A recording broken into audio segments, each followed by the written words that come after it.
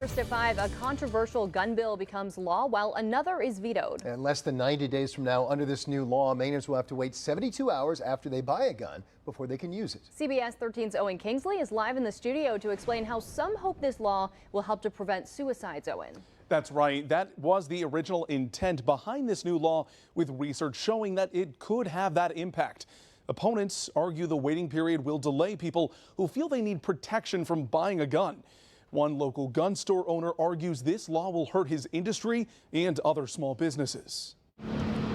Most people come in and they ask, how's that going to affect me? But I pretty much told them to keep watching because we don't know what was going to happen until last night. On Monday, Governor Mills allowed a bill to require a 72-hour waiting period to buy a gun to become law without signing it, saying she was conflicted and recognized valid arguments from both sides.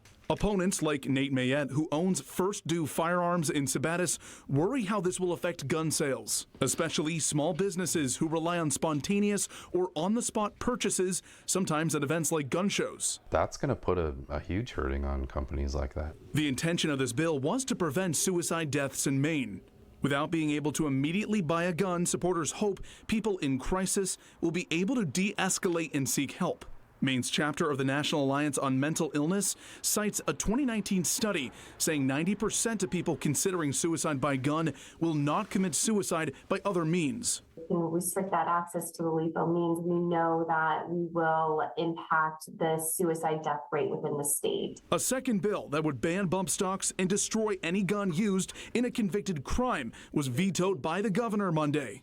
She cited support for the intent of the bill, but said the language was vague and could result in unintended consequences. There's no reason that we should allow clips that will change an everyday gun into a machine gun, a weapon of war. There's no need for that in our communities, and it certainly doesn't make us safer to have vetoed it. The U.S. Supreme Court is currently weighing whether to uphold a federal ban on bump stocks. We're glad she vetoed it, but it was a premature bill that was symbolic at best.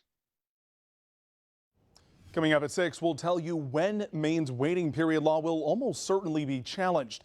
A similar law is being challenged right now in Vermont. Live in studio, I'm Owen Kingsley. Owen, thank you. And we want to know what you think about one of the governor's decisions. Do you agree with the decision to veto the bill banning bump stocks? Grab your phone, open your camera, and scan the QR code on your screen to weigh in. This poll already has dozens of responses right now. You can see 60% agreeing with that decision to veto the bill banning bump stocks, 40% disagreeing.